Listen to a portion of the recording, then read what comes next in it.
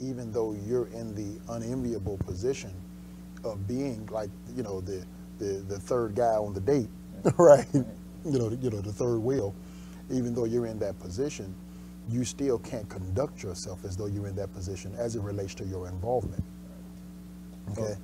You're in a lesser position by virtue of your authority, by virtue of the voice that you have. But you're in the same position as the biological parents as it relates to responsibility.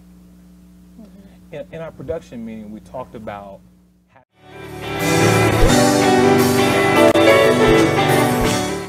their responsibility. I mean, obviously, you take on the responsibility of marrying a wife, and all that she is yours, right? Or becomes your responsibility as well.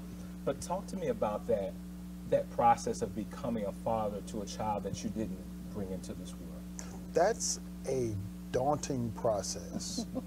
Well, because first of all, there's a level of uncertainty, you know, with regards to what the role of the biological parent is going to be, right? If that parent is going to be actively engaged, then they're going to set the terms for how far you can go with things. You know what I mean?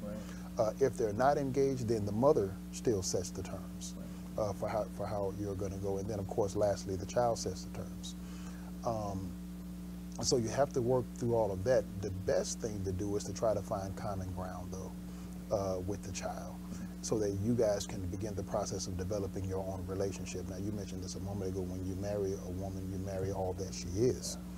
And so whether you plan to assume responsibility for the child's parentage or not, it's yours, you know, and you have to comport yourself accordingly. And really, even though you're in the unenviable position of being like, you know, the third guy on the date, right?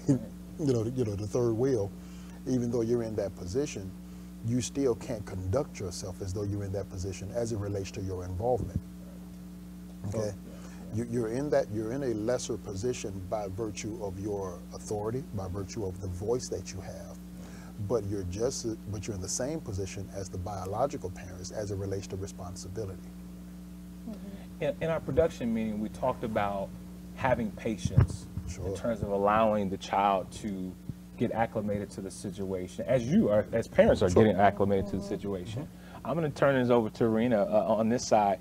You know, what are some of those things in terms of, in regards to having patience, whether it's you're the step parent or you're the biological parent? What would you advise blended families in terms of which way they should go in terms of having patience? Patience. I think that it's not a clear-cut timetable with it. I think it's one of those things that you have to take your time and figure it out as you go, as far as when is the right time to do certain things. Case in point, discipline. As a father as a stepfather coming into a situation, like Trey was my son, my only child at the time, and now I got a husband that comes into the situation, and you want to say, okay, he's stepfather, he should be disciplinarian, but it might not be time right away to do so. You know, it might be waiting on a certain level of the relationship to come up, and then present him as a disciplinarian. You know, you even think about how God said, those he loved, he chastened. So I think that it's a time where the child got to feel that love. You know, he's not taking over just because he's the father and he doesn't like the way you discipline, so I'm going to take over now. I'm the husband, I do this. I think there's a patience in waiting on the relationship to build and making sure both of them are comfortable with it.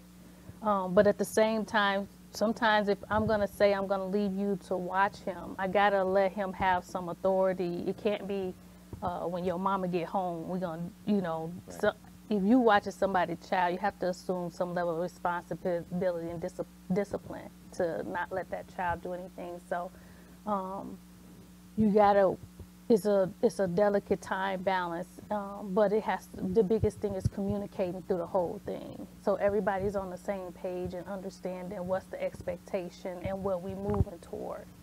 And then me being a stepmother, the same thing as far as with Jalen being my stepson. Coming in the door, the patience of building a relationship. You can't just jump all in both feet right away. You know, sitting back and seeing what he wants from me, and you know, allowing that to take time to to develop, to build. You know, but is there a certain timetable? I don't think there is, because it took many years before we developed a relationship.